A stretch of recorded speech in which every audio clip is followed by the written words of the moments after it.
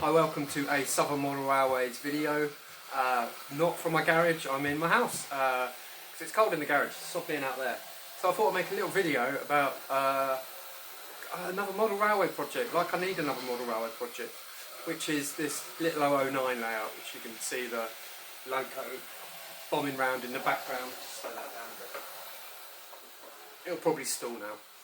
So I thought, yeah, just make a little video about why I'm making the layout. Just chat shit about that really.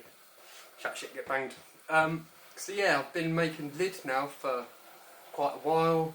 Still enjoying that. Kind of a bit procrastinating with it really, I guess. I'm in the middle of building some station buildings and other bits and pieces. And just it's been niggling me in the back of my mind for a long time that I've got this little 009 loco, just the one loco, a whole bunch of wagons, and I haven't made an 009 layout for a long time now, and I just really wanted to make one. Like a lot of you, I guess we all watch loads of YouTube videos, and some of the videos I've been watching are just making me itch to build something a bit different. Most of the 00 layout building I do is prototypical, so see, I've been basing my current layout on lid. Before that I started and didn't get very far with making Sandgate and Hive. Before that I made Ramsgate and Folkestone West, got a lot further but still nowhere near finished. So yeah, lid's ongoing in that kind of realism, prototypical type railway modelling. So with this I just wanted to do something completely different. And kind of the idea I've got is it's really a sort of fantasy layout, I guess, rather than even freelance. I'm not really bothered about taking inspiration from real life narrow gauge railways. I've got kind of an idea in my head about, you know, that typical thing with 009, lots of layout, lots of different levels, kind of hidden bits, so you know the trains disappear and come back into scene. So yeah, just a bit of a fun layout really.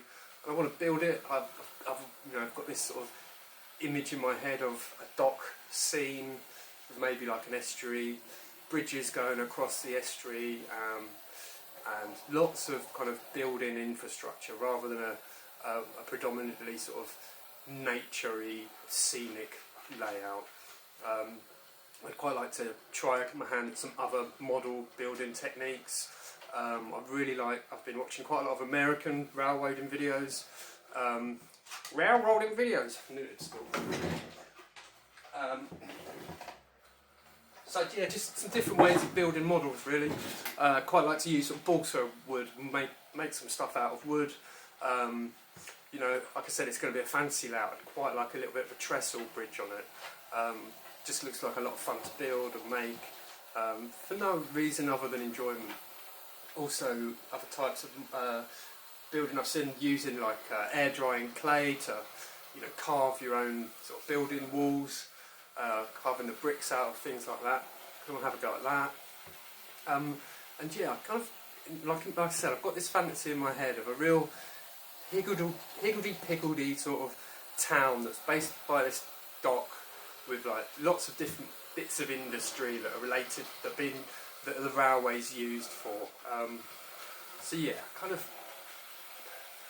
you know, I think that the idea, the design will play out as it comes through. I'm sure I'll look at real life things for inspiration, but I'm kind of really trying to get in my mind something a bit fantasy, like, you know, there's the whole steampunk thing, isn't there, which I think's really good sort of genre of modelling, if you like. I'm kind of into that, but it's not my thing to want to make.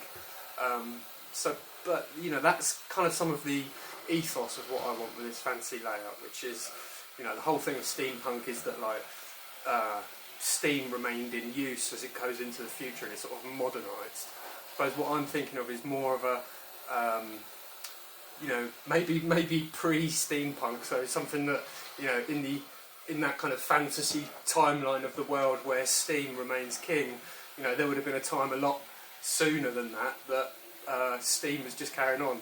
Kind of, it's almost another aspect of the fantasy is a bit sort of like Lord of the Rings with steam. So like maybe like a not Hobbiton. There's something, because that's all sort of green and lush. But imagining what like the hobbits would build a town like if they had steam trains almost, which is ridiculous and silly, but the whole point of this layout is to be fun and, you know, amusing as well.